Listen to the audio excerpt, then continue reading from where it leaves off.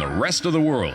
Coming to you from Bauhaus Studios in beautiful downtown Port Credit, it's the season finale of the Tom and Rick Show for Wednesday, December 23rd. Joining us tonight, local singer-songwriter and founder of the Bad Santa Toy Drive, Alexander Quayle, veteran recording industry executive Brian Heatherman, singer and bass player of the legendary Canadian band The Spoons, Sandy Horn, local photographer Judy Wilrich, and as always, not cooking with Carson. And now, ladies and gentlemen, here are your hosts, Tom Barlow and Rickford Van Dyke. Good afternoon, good evening, ladies and gentlemen. A momentous episode of the Tom and Rick Show today. Why, you ask? Because this is the end of season 1. It is. 27 straight, uninterrupted episodes, Rickford. It's been a successful season. Great. Game of Thrones is like 9 episodes. Yeah, who are they? Game of Thrones. 27 consecutive shows. They haven't worked as hard as we have. Not even close. And we have learned a lot and continue to learn a lot. So we'd like to do some thank yous. First thank you goes to people who watch, because if people weren't watching, we'd be doing this, we wouldn't need all of this business. We could just talk to each other. Yeah, we certainly appreciate all of you, the people that watch and support the artists that we try to support and support the businesses that we try to support. Yeah. So keep doing that, and thank you for watching our show. And also, I would like to let you know, people of the interweb, that you are a quality audience, because when artists come on here, they'll often say the next day, someone bought the CD, people were downloading the song. So thank you for being a fantastic audience that cares about arts and supports the arts. Now we have to do some thank yous to our sponsors. We'd like to thank Frank from Brightwater, which is right across the street. They sponsored the show. Shore, of course, has been here since day one. Since day one. Our first sponsor. Thank you very much to everyone at Shore, the great staff. We've had Satis on here. We've had Maureen a couple of times. And Paul for the trunk shots. Paul, yes. During the first pandemic, we used to go out there, get our food, and then Paul would have a nice trunk shot for you. Boom. We would like to thank the BIA. Jake Pedler has been so important to connecting us to local businesses so that we could promote them. So thank you, Jake, and everyone at the BIA. Stephen Dasco, thank you for doing what you did so that we could continue shooting the show. And everyone at the Mississauga Arts Council, Mike Douglas, thank you. He helps us get guests and connects us with what's going on there with programs they have for artists. And we really have to give a huge thank you to the volunteers on the show. So thanks to Les Weller, who runs kind of a little bit of everything here. Mark, who produces the video. Neil, who does the lighting and the photography elements. Deb, who does the slate and who is the studio manager. Kristen Prince, who does all of the social media. And of course, Carson for Cooking with Carson. So thanks to all you guys. I'd like to also let you know that the cups are sold out. Sold out. And because it's Christmas and COVID and all that, we could not keep up with demand. Thank you everyone who said, I'll take 5 cups, I'll take 10 cups. Yeah, if we were in the cup business, well, we'd be killing it. We appreciate that very much. And Mayor Crombie, special shout out for just the mayor comes on. The mayor, whether your political views don't really matter, but what I know about her, she does care about our community and she cares about our businesses, and she comes on here. She doesn't have to. She can do it on Pulse 24, people. Yeah. She comes on our little show and with Steven and gives you some kind of guidance or some kind of information that you might not have heard. So thank you very much to them. Right. We did track down another bottle of this Howitzer. So we thank... I forgot his name right now. Chris Gormley. Yeah, Thank you, Chris Gormley, for that. I have Jack Daniels. This is the mulled wine from Spice.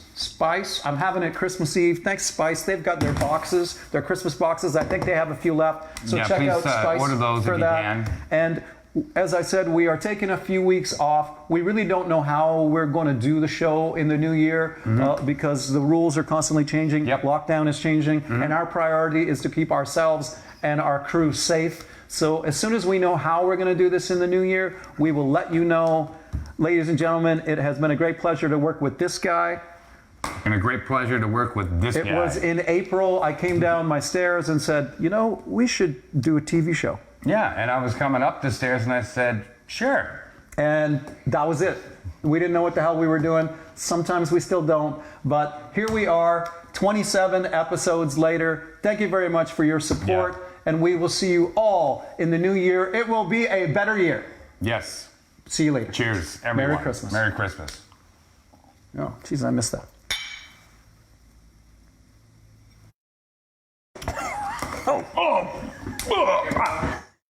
Well, my friends, we forgot a couple of important announcements. First of all, we'd like to thank Bob and Steve at UR Labs. They are a major sponsor of the show now, and they support all the artists that appear on the show. So thank you very much for your weekly support to put some money in the pockets of artists who often don't have another gig that week or maybe that month. So cheers to you guys. And also, I just got a note here from Louis from Cabin. He's doing a really neat initiative where he's got gift bags and gift cards. If you have a friend, if you know someone who is in need, who is financially struggling right now, and maybe they're not comfortable reaching out, you can go to Cabin, say to Louis, I got someone in mind who could really use this haircut or really use this gift card, and no questions asked, Louis will give you that, and then please give that to a person you know who's in need. That's it. Merry Christmas, my friends, and enjoy the show. Good evening, ladies and gentlemen. What a treat for you this evening. We have a fantastically talented, interesting person who is with us today. She is a founding member and lead singer and bass player of The Spoons. Excellent. Who played on the roof this summer. What a great show that was. Great show, great day. They were and are a cutting edge new wave band. In fact, one of the first bands to ever have a top 10 hit with a drum machine. Massive hits such as Romantic Traffic, Old Emotions, and Tell No Lies. Their new album is called New Day World. Please, let's have a big round of applause for Sandy Horn. Thanks for being with us today, Sandy. How are you doing? Hey guys, how are you? Good. Good to see you. Things look see you. festive there. I haven't seen you since July 1st on your roof. What a great show you guys put on. It was so fantastic. Oh, thanks. And we did it a lot of fun. so stealthily. It was great. So catch us up on what you've been up to, because I know you guys have been doing shows. You're doing really creative, distant shows on boats and all that. What's been going on in your world? Yeah, so trying to be creative, trying to get out of the box of the norm of what we expect for concerts. For mental health, we went down the Trent Canal system on just Gordon and I as a duo, down the Lock 39, I believe, in Bob Cajun. Nice. Playing along the river side. We went to went to an old age home and kind of docked, and they were kind of in the distance. Beautiful. And believe it or not, these older folks know our music. I was like, what? They know our music. Because a great song is a great song for everyone. I mean, you guys were on the radio all the time. You know, I mean, Nova Heart, I heard on Q107 all the time. I could play that song right now, no problem. You know, so it's in there. It's very much a hit. Your music has penetrated the national psyche. Totally. How exciting is that? Oh, yeah. Yeah, so, and then we also did an island, raising money for Ronald McDonald House, where we played on an island dock, and the boats all came in to us. That was a lot of fun. Wow. That sounds like a great gig. Well, that's a thing about what you guys did this summer. It was like you really, I think, the only band that I know of that really just, you know, turned and went, we're going to do this. Right. How come we figured this out? I didn't know anybody else that figured it out. You guys figured it out. Yeah, it's amazing. And And we also put two videos out as for frontline workers and just saying hello to everybody. So New Day, New World, the title track from the new album. We had a lot of interesting celebrities put up signs, like, for example, Alan Frew was "Don't forget me while I'm home," you know, that kind of thing. So that was a lot of fun. And what else we did? We did a golf course outside in the big patio, and then we've been doing live stream shows from theaters to 50 people, and then the rest to live everybody out in the audience there. So we've done 2 theaters that way as well. Right. Now, I know you guys have a Christmas special coming out Christmas Eve, so just a couple of days from now. What can people expect from that, and where can they find it? Well, it's going to be on our YouTube page. It'll get posted on Facebook, so you can share from that. And it's approximately 45 minutes long. And we've got special guests from Gowan, Carla Collins, the comedian, Wang Chung. Who else have we got? Oh, we've got Michael Williams, Larry Gowan. They all make a little guest appearance, so it's a lot of fun. We had a great time putting it together. I've had Christmas in my living room for a very long time. And I suppose you just got together. it finished under the wire because the new Exactly. lockdown came, right? Yeah. Yeah, the scary, this is just ridiculous these times. I just can't wait for next year and hopefully a clearing. Yeah. Yes, and we'll all be too. able to do what we do because, as you just said, you're finding ways to do what you do in ways you don't usually do it. That's right. But let's face it, we'd prefer to be out in front of dozens or thousands or tens of thousands of people doing it. Totally. Now, So we're calling it the Spoons Christmas Special. So look for it on Facebook. And also coming out in March, probably-ish, we're going to have finally we're able to put together all of our Spoons collectibles. When I say that is we put one out in 95 that had everything from our first record label, which was Ready Records. But then when we went to Anthem Records, we couldn't release Bridges Over Borders and Vertigo Tango. They held it in their vault or whatever they do. So we just finally got permission Record companies. to be able to use those songs. So we'll finally be able to put a whole collaboration of the Spoon stuff together. And we're putting that out in March-ish. And it's called Repeatable. well, that's a great Excellent. name for a greatest hits album, Repeatable. Now, I know that you also have a passionate interest in Indigenous culture and the music of First Nations. Can you talk to us a little bit about what that is and how you came to discover this passion? Well, it's kind of been with me since I was a child. I used to have strange dreams, as I called them, with the Hanu masks coming and meeting my face, and I was always interested in the powwows. And eventually I started to meet people in the Indigenous community, and for the last 17 years I've been working with a West Coast Tsimshian elder who now lives, and the proper pronunciation is Chibchayan, from the West Coast, Prince Rupert area. And her name is Shannon Thunderbird, and I've been working with her for the last 17 years, kind of as her cabeus. It's a helper. Okay. I'm not Indigenous, and I wasn't born Indigenous. Kind of obvious. Yeah, so she's like a big sister to me, and we work in schools all across Canada. We've been to Japan. We represented Canada for Expo in, 2005, I think it was, when it was in Japan. So we were part of the Indigenous sector for that, for Canada. We've been all through the United States working in schools, trying to bring awareness to people of the Indigenous culture, because there's a lot of really incorrect stuff on the internet, especially, and through the history of books that were mostly written by non-Indigenous people that got it incorrect. So it's one of Shannon's passion is to bring the right, correct information forward so people have an understanding of Indigenous people in both the United States and Canada, because they don't see a border. Right. They just see North America, Turtle Island, as they call it. I think I told you this story before, but I remember I told you when you were here in Canada, but you came up to me, we were doing a festival, I was with Helix at the time, and it was Teenage Head, Helix, and you guys, the Spoons. And you came in the dressing room and said, "Which one of you is Ricky Van Dyke?" And I went, "What? Am I in trouble? Why does the bass player know me from the Spoons? I don't know them, you know." And you said, my sister, and you said, my sister Teresa Van Dyke, well, McGregor. You said, "Do you know her?" And she walked, and then I said, "How do you know her?" And she walks in the native path too. So my sister is right into all of that stuff as well. I just thought I'd mention that. Very cool. Yeah, we've done a lot of drumming circles and things together. Yep. Yeah. Now when we Great girl. Yep. Great voice too. Yeah. Are you playing any music either on Indigenous instruments, or is it incorporated into your music at all? How does that work? Well, it's not incorporated into the Spoons music, but Shannon and I have put out 2 albums. We're currently working on a 3rd one of songs written together. So I'm actually incorporating the bass in with the native drum. Right. So maybe down the road you might be interested in having both Shannon and I on. Oh, I would love that. As a different thing.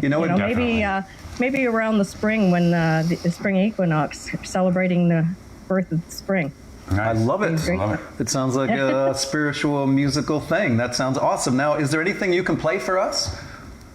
Well, the bass is a little difficult, a little lonely without, guitar or piano. Sure. But Thank you for that. I have I have taken up the native flute, and I often, when Shannon is speaking, I'll play in the background a little bit. But I'm going to give you a little bit of a background about the flute, Sure. if that's okay. Great. So this is a bear on here, but normally it would be like a bird or loon or something. But many of the native cultures, this is a Navajo flute, by the way, and it was gifted to me. So it's, and the way to play a flute or play an instrument or play a drum, it needs to be gifted to you, or you need to make it have the right medicine, as they call it. Wow. Okay, so back in the day, one of the stories go with the flute is that the men carried the flute. And the First Nations people are very connected to the spirit of Mother Earth, Father Sky, and that we're all one, and we're not above it. Humans are not above it. We're just part of it. And we've been given the liberty to have access to everything that Mother Earth can provide to us, but our rule is that we can only take what we need and leave the rest. But that's not really happening, is it? We need to do better, don't you think, fellas? I agree. I concur. Yeah. Concurred. So anyway, the flute was originally carried by the men. So if a young fellow was interested in a young lady, he wouldn't just go up to her and say, hey, you want to go on a date? He would go to her home, however she lived, a teepee, a wigwam, a plank house, a longhouse, and she would be inside, and he would come to her door, and he would play a song for her. And if she came out, then it would bear witness to the tribe that they would start dating and maybe get married. Wow, it reminds me of the John Cusack movie with the Yeah. yeah. Yeah, Okay. that's what he played. So what the First Nations people noticed with the loon is that's where the flute came from. Is that the loons mate for life? So that's the story for playing the song. Right. So and it's in a pentatonic minor scale. Most native flutes are. So it's very kind of loony-ish. So I'll just play you a little bit. Is that Great. okay? Yeah, exciting. Hopefully you can hear it. Yeah. I'm going to give you a Oh, note. yeah. See if you hear me or if I'm too loud or whatever. Okay. Sure. Okay.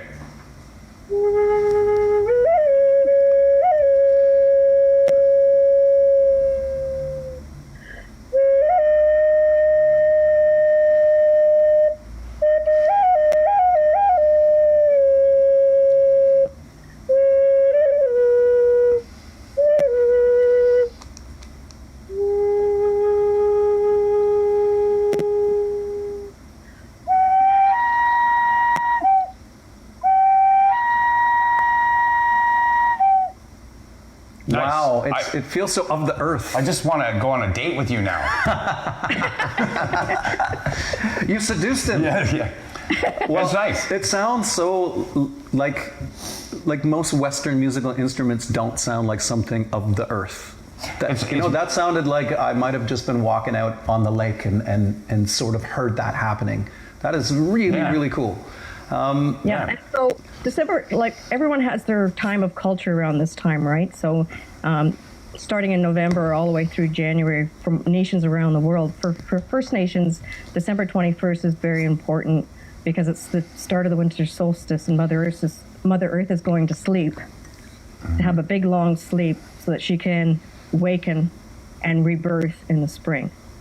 So they celebrate the 21st in their seasons of holidays. Right. A solstice. Well, that is really interesting stuff, and I'm super glad I got to hear you play the flute, and I do hope you come back when we're out of lockdown and we can have you here on the back deck, Yes. or if Yeah. if the vaccine works and we're all fine, we could actually do a proper show with you in the same room. Hopefully. Yeah, we hope. exactly. Now, if you were able to get Shannon to come along, I mean, we should do one with Gordon and I with the spoons as well. We will do So if whatever you you want want. to get Shannon to come along, we can bring our hand drums and Yeah, that would sing in be awesome. language. I would love that. Yeah, that'd be really well, cool. This has been a fantastic conversation. Where can people find your Xmas special? I know you said your YouTube channel, but what is your YouTube channel? Yeah. You know what? We'll find it, find and it. we'll get a link, and we'll put it on there. It's not your job to I know mean, We do the that. same. all my techies. I Yeah. tell you. That's not. We do the same. It's not your job to know that. What a pleasure But- to have you. Wow, Sandy And Horn. if you want to check out Shannon and I, you can go to shannonthunderbird.com. Okay. And if you want to check out Spoons and other YouTube stuff we've done and our product, you go to spoonsmusic.com. Okay. You'll find us there. Ladies and gentlemen, this has been and is Sandy Horn of the legendary band The Spoons, who continues to make interesting and vital music. Great pleasure to have you, and we will be right back. Thanks, guys. Merry Christmas. Merry Christmas. Good evening, ladies and gentlemen. We have, our community is filled with such talented and giving people. And around this time of year, we like to talk about the people who really contribute to the society that we have, our little community here. We have with us Alexander Quayle. He is a fantastic singer-songwriter. He's also a champion of singer-songwriters, period, and original music. And in Port Credit, the scene is basically, it's a lot of cover bands, almost exclusively.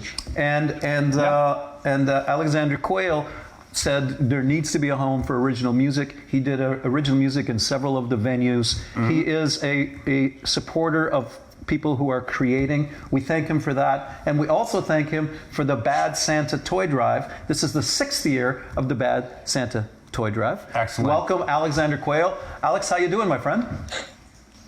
Thank you. Thank you so much. It's a very nice introduction. Yeah, I'm good. I'm good. Very good. How are you guys doing? We're doing well. Tell us before we get into what's happening now with the Bad Santa Toy Drive. How did it start, and how did you dream up the idea? It came around about 6 years ago.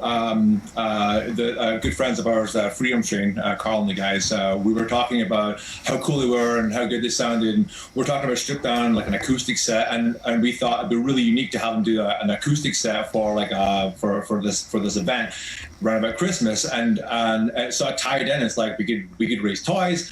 And Carl and the guys were like, we're totally in for this. Rockin' Ducks was the first establishment to help lend their space for it. We had a great night. It was a great success. Everybody had a lot of fun, and we raised a bunch of toys. And with that momentum, we just had to keep it going. And it's built, steadily over the last 5-6 years, and it's been great just for community spirit and bottom line, especially community spirit and supporting the local this year. But bottom line, at the end of the day, kids are getting, kids in needs are going to be getting toys, and it's especially this time of year. It's the kids on the fringe that don't have really any sort of choices in life. That it's nice to kind of open something up on Christmas Day.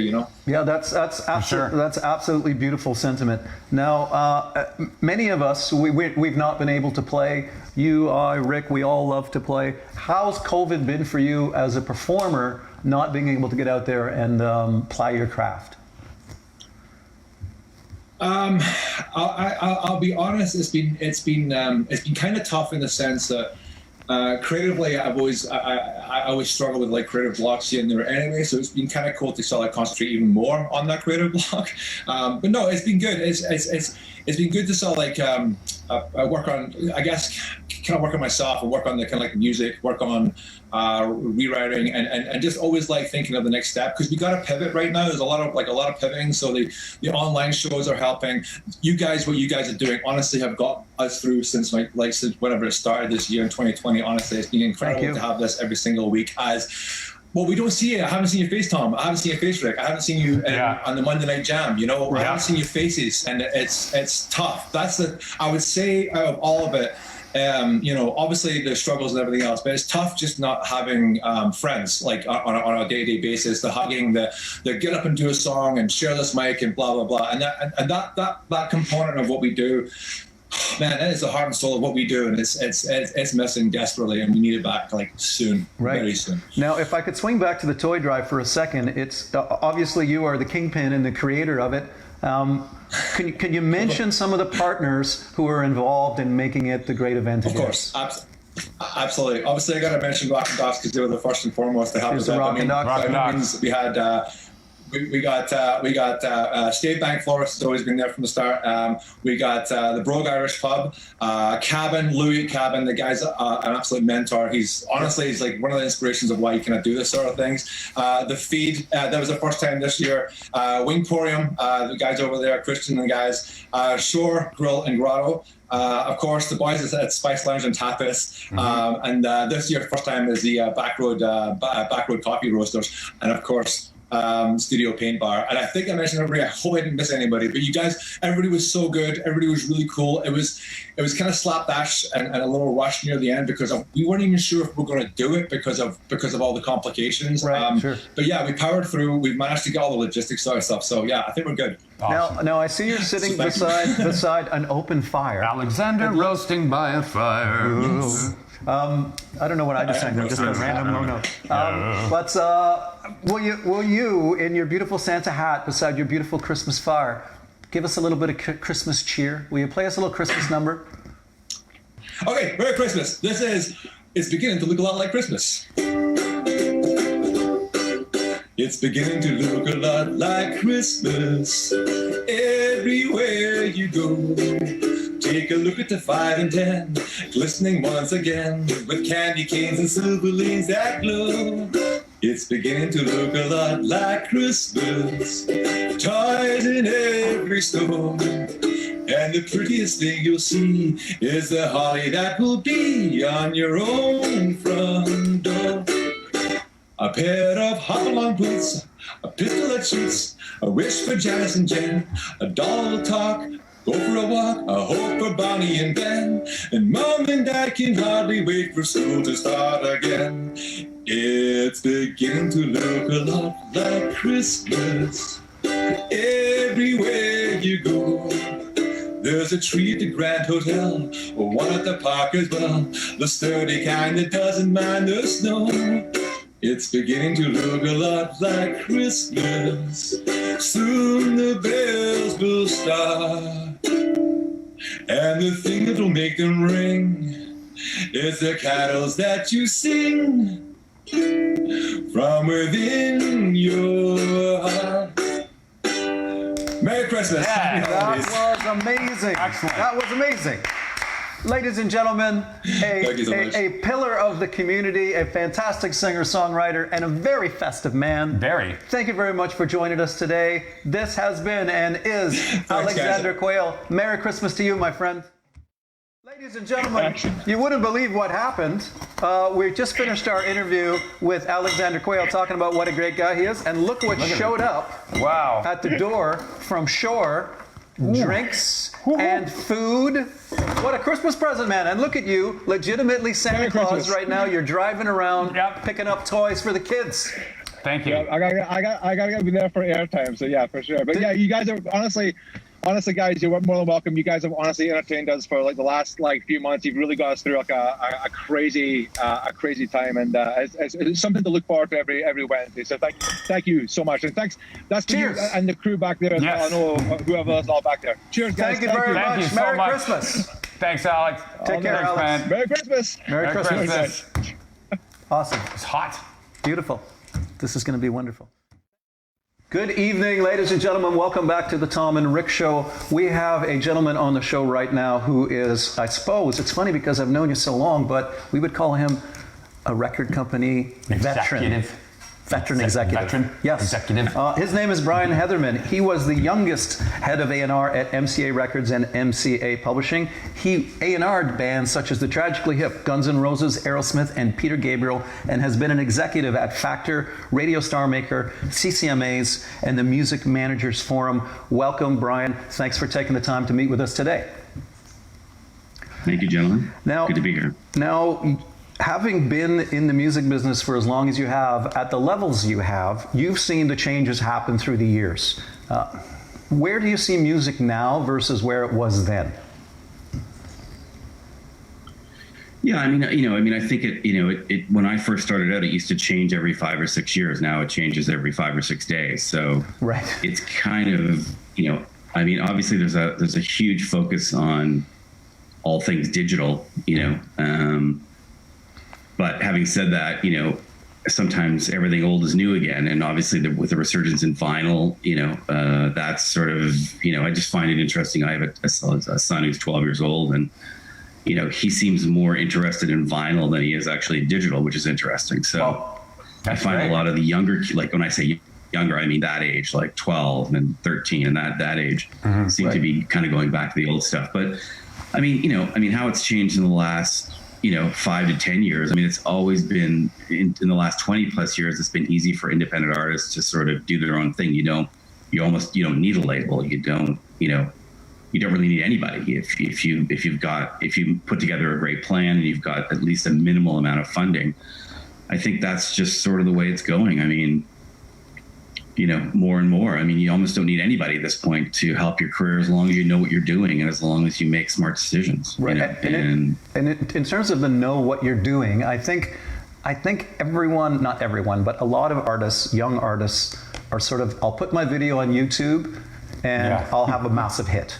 Yeah, no, that's not the way it works. Right. So you worked with a band, Dead South, that managed to have multiple million views on YouTube, which is sort of 200 like million. 200 million views. So that's sort of the holy grail these days is how many Instagram followers, how many YouTube views. How did you as a manager facilitate that happening? Well, it's interesting because, in the case of that band, I mean, they had two things going for them really, or still do, I guess. They did build the crowd the old-fashioned way. They just played everywhere.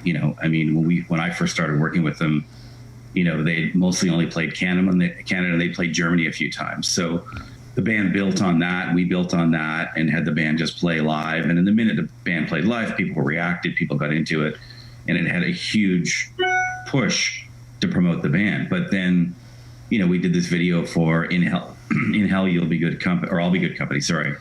And it just one day, it clicked. I mean, we did a lot of the things that we do with a lot of other bands to promote the video, because we were also at that time the label for the band as well. So we did a number of the other things that we do when we're promoting a band on YouTube and various other social media platforms. But sometimes, I don't want to give away all our secrets. Sometimes luck is involved in it as well too, right? Sure.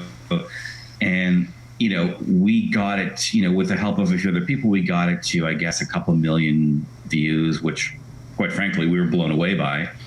And that really started increasing the sales really quickly. And more importantly, it once it got past that 10 million viewpoint, it started to break huge in the US. I mean, that record, that's the only, in my career, that's the only record that I've had in the top 10 on the Billboard charts in America. Wow. And that's like a massive feat because, we were right up there with like Rihanna and Drake and whoever else was on there. I mean, it only stayed on the chart for a week and a half. But you were still indie at the time. Absolutely. Well, I mean, on my label, I consider it an independent label. Yeah. Right. And I had released the record everywhere in the world except Europe, where we had a partnership with a label called Devil Duck, and I believe the band still have their partnership with Devil Duck. And it exploded after that. Was the video like a high production or like an actual video? It wasn't cheap. It wasn't cheap, right? Yeah. We used a proper production company for sure. And what's interesting, I guess, about the video, and I think it shows in the video, is that there was multiple locations. And I mean, when I say multiple, I mean like maybe 50 locations. So the video was done over a long period of time, over a few months. Mm-hmm. So ironically enough, when we shot the first video for the band for that record, we were also shooting the second video at the same time, some shots. So every time we would shoot or do something else, we would shoot more, and then we went out and did a full-on production. So right. So videos do work. So it was incredible. I mean, it broke the band. Is that what you broke the band worldwide? So do you consider video then? Do you consider video the major tool now for breaking a band, whether it's on Instagram or YouTube? I don't. I still don't. I mean, I never really did, and I don't now. I mean, I think that kind of situation is, I mean, you need bare bones is you need a video, you need some kind of visual presentation, even if it's not a music video. Yeah. Right. Because if you're ever going to appear on any kind of media shows, whether it's your show or whatever shows are still on TV, where it's like a variety type nature or news related, they're going to want content to show of the band. Otherwise, they're probably not going to have you on. So you need some kind of visual content. But I mean, if you can make a video for a reasonable price, I'd say yeah. But I mean, that's probably one of the few bands I've had in my career that video actually broke. Right. I mean, it was just a thing unto its own. I mean, I think you you depending on the kind of band you are, some bands break live, Right. and some bands break through radio, and some bands break through visual. Right. So sometimes it's a combination of all of those things. So you have this massive success, hundreds of millions, which blows my mind, hundreds of millions of views. How is that different than, say, someone saying to you, we've got this young band from LA called Guns N' Roses, and we want to break them? Because you were working with Guns N' Roses early in their career, am I correct? Yeah, not as an A&R guy, but more as a promotional guy, for sure. And how did you convince? Well, maybe they didn't need convincing, but how was that path? So we know this YouTube social media path. Tell us about that path. I guess that would have been late 80s, early 90s. Is that in and around? Yeah, then? late 80s, early 90s for sure. And so, I was representing the band in Canada through radio promotion and marketing and that. But, obviously we work closely with the US. And that was an example of, even before I worked for a record company, I think that band was touring already. So, the band was out on the road. I think they opened up for Billy Idol. They opened up for The Cult. They were just on the road constantly. So they got great tours. They were exposed to an audience, a much larger audience than they would have on their own. Obviously, they were part of that LA scene as well. Right. Obviously, that sort of metal, whatever, I guess the post-metal scene, if you will. It was like metal Aerosmith. Pre-grunge, post-metal. Yeah, it was like metal Aerosmith when I heard it. Like a Yeah. heavy metal Aerosmith when I heard it first, and I just went like, oh great, everybody's got to sound like this. When they're the only ones that sound like that. Right. So everybody had to sound like that. When I was playing, it was like we can't. Right. Now I don't want to be like old man, get off my lawn, but it seems to me that way of breaking.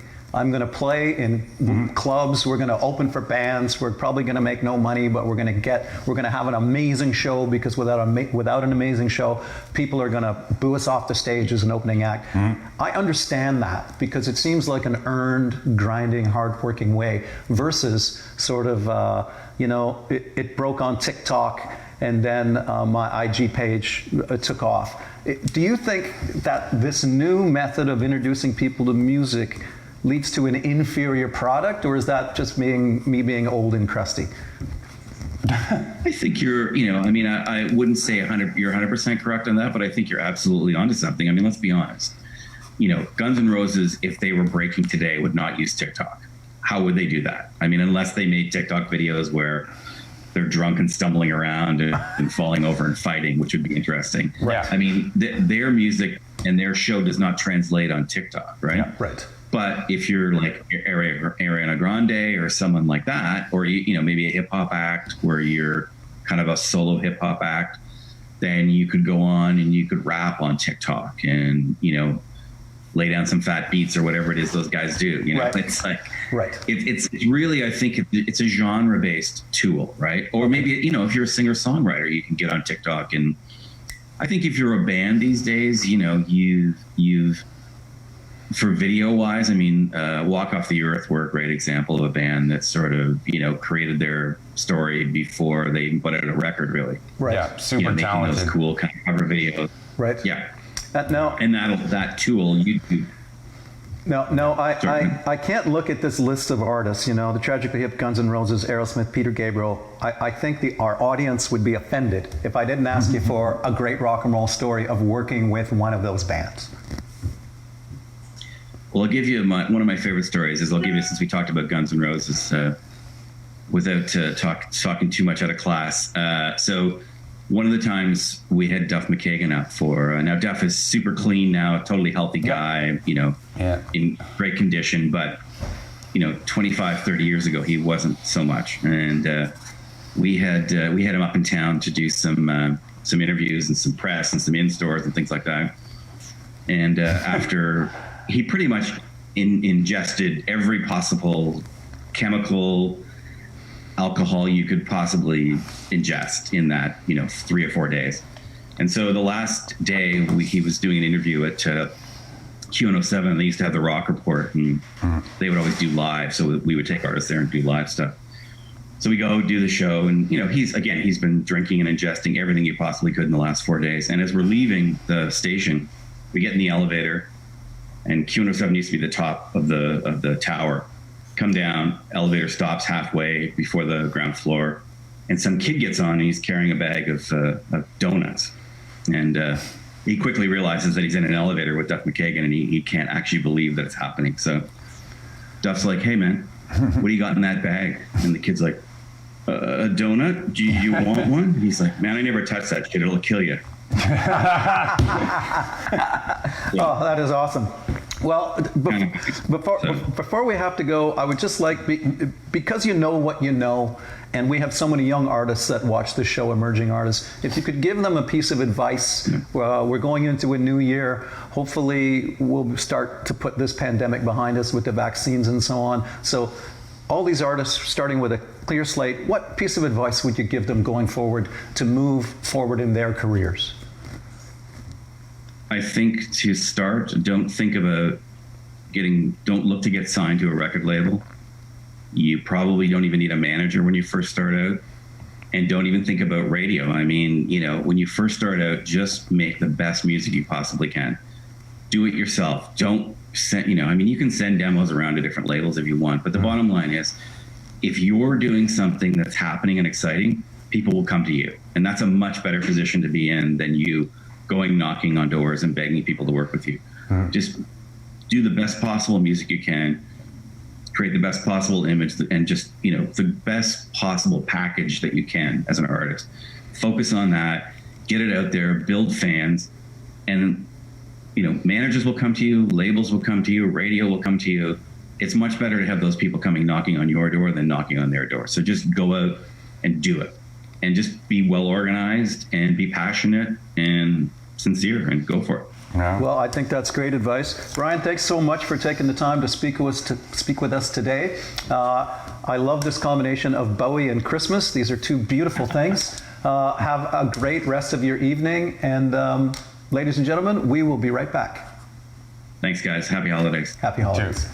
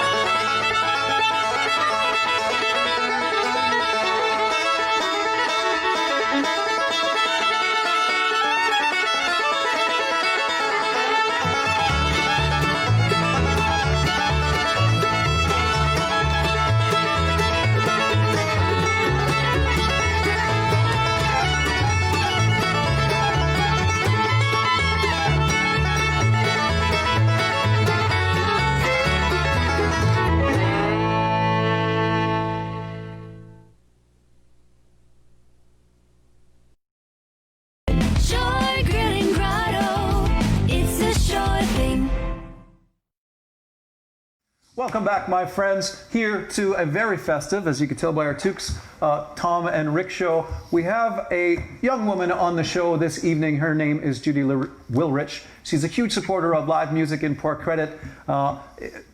This huge supporter of live music, period. So Judy is also a fantastic photographer, among many other things. And in the early days of the lockdown, she did something called the Isolation Series, where she went and took pictures of people in their homes from behind their windows and put a beautiful musical soundtrack to it. We ran the whole whole video a couple of weeks ago, but we didn't get a chance to talk to Judy. So welcome, Judy. How are you doing?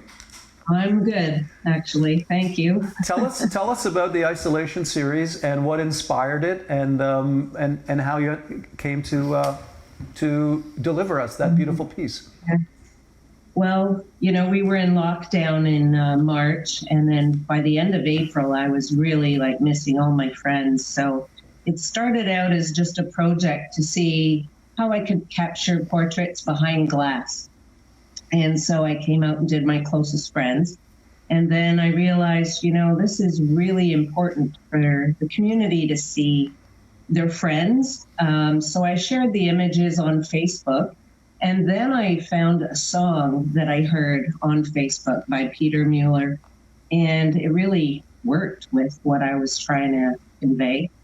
So I got permission from Peter, and he actually lengthened it a bit so I could fit in as many people as I could.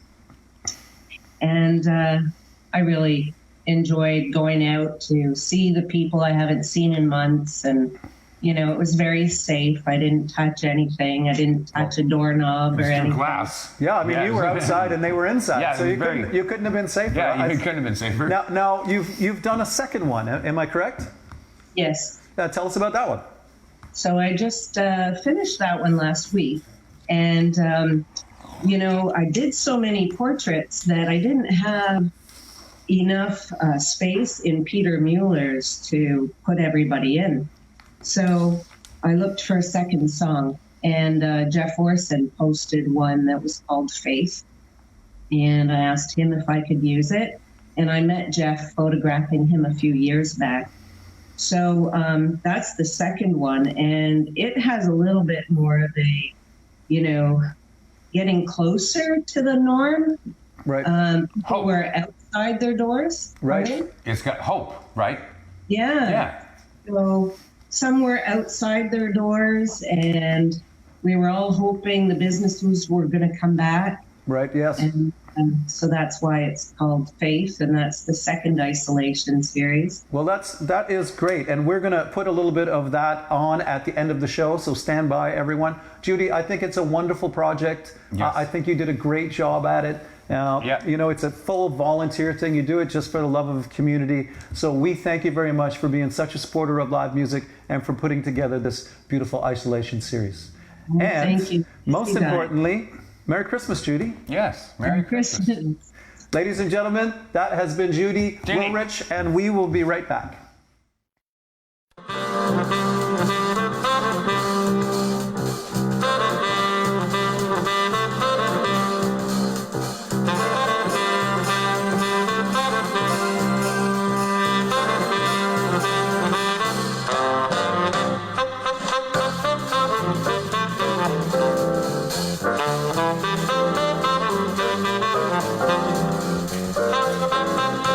Waited.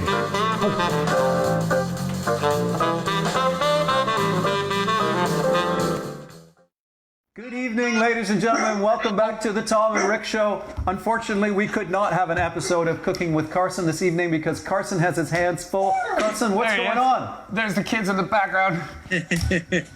Hey, guys. I'm home. All the kids are home from school. One of the elves made an appearance.